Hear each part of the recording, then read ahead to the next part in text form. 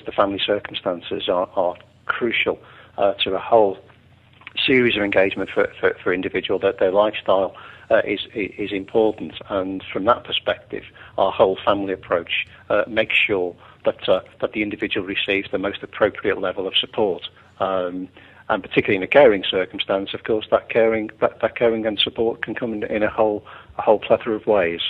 If within a family there is a child who is performing some care responsibilities, to what extent do you try to reduce that burden on the child, possibly even take it away altogether in the way you go about assessing the overall care needs? The first thing we do, of course, is work very closely with our school services in those circumstances, Tom, because it's very often the schools who identify those young carers who may not come across our path. Crucially, once we are able to engage with those young people, it is about making sure we can manage and support their family circumstances. And at certain times, the young carer themselves are actually the best person placed to do some of those caring responsibilities. So what we try to do is try and lift the burden of some of the day-to-day activities to allow them to have a full young life as they would be entitled to. So we may take some of the more routine duties away from a young carer in order to support them, so that they do have access to the leisure lifestyle and daily play provisions that anybody else would have of their age. So coming back to your first point about, it's important then to look at the whole family situation. That's of critical importance. And it must often be the case, I suspect, that this is a very complex picture with all sorts of different demands, probably pulling in different directions. How do you resolve that and come up with a clear identification of what needs are required for all of the individuals within the family? Well, I mean, you just said yourself about how dynamic a family situation might be, and every family situation is going to be different. So it's very difficult for me to give a broad brush answer. But of course, it's about having the right level of engagement, about having the right level of support mechanisms through voluntary sector agencies, through other providers of support services for young people. Which would allow then for other family members, be they adults, for those to be then supported in whatever needs they may have. That they may be needs of some day support or for some respite support, etc. So we do have to do a full and frank assessment. But of course, for a young person, that's a difficult thing sometimes to talk about. Your mum, your dad, or your brother or sister, and the caring responsibilities that you undertake on their behalf. So we have to be very, very sensitive to those positions. So we do sometimes take a fair bit of time just to get it right. And clearly, local authorities don't have bottomless pits when it comes to funding. To what extent you can define, of course, the picture of care needs from examining the relationship in the family, looking at the adults, input from child services on children. But at the end of the day, you've got to fund whatever care provision is made. How do you decide? For adult service users, to use that term, there are national guidance around the eligibility criteria, and each local authority will determine its level of eligibility for services given the local circumstances around the finances, etc. For carers, there is a duty upon local authorities to undertake a carers assessment for those people who are in need of it as part of the present legislation. And out of that, of course, we do really try to encourage really the use of community-based services to support carers, because the carer isn't in need of direct support, but of course is very often in need of relief from the support that they provide.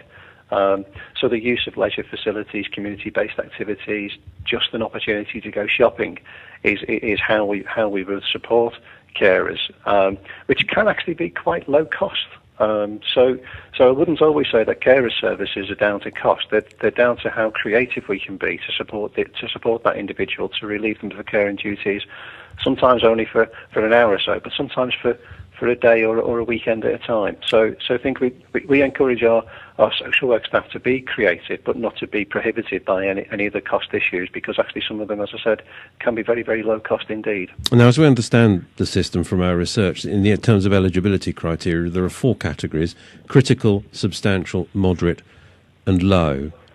Is it right that local authorities will set their funding bar at a certain eligibility criteria, for example, moderate or substantial? They will certainly set their eligibility criteria based on the finances that are available to that local authority. So they will take into account what they have received as a grant from central government, what they're able to generate locally through their council tax mechanisms, etc. And then that eligibility is then down to affordability. And you're right, in terms of that, what you'll see is around 85% now of local authorities actually provide services just at the critical and substantial level. So isn't there a bit of a temptation when doing an assessment to downgrade it in order to avoid having to fund it?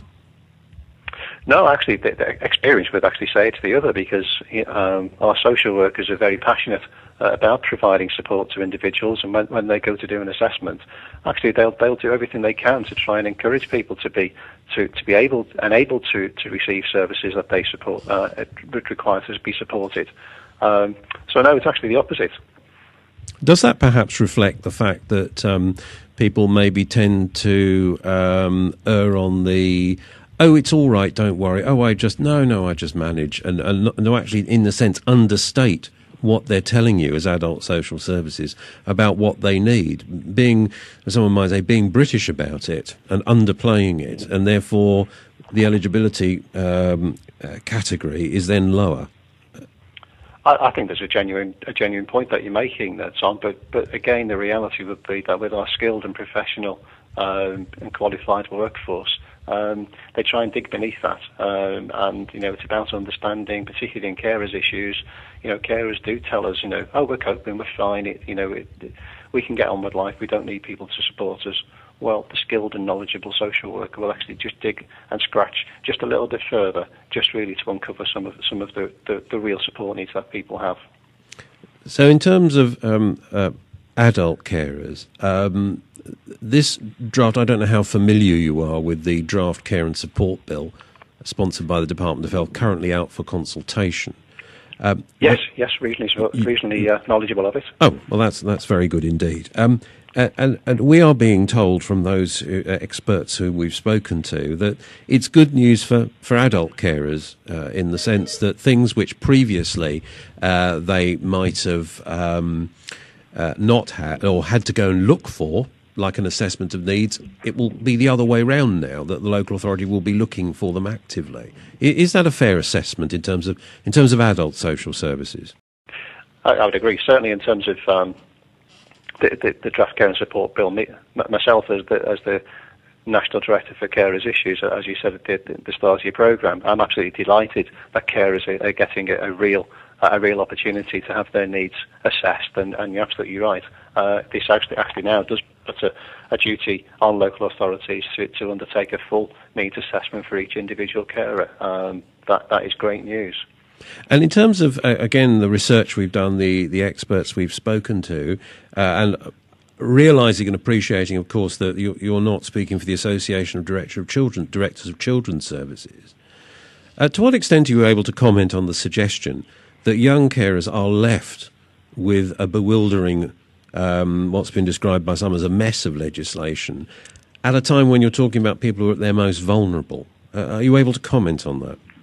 Well, my comment would be is that, as I understand it, the legislation hasn't been changed because the Children Act and its subsequent subsections have actually covered particularly the needs of young carers and the assessment requirements for those young people.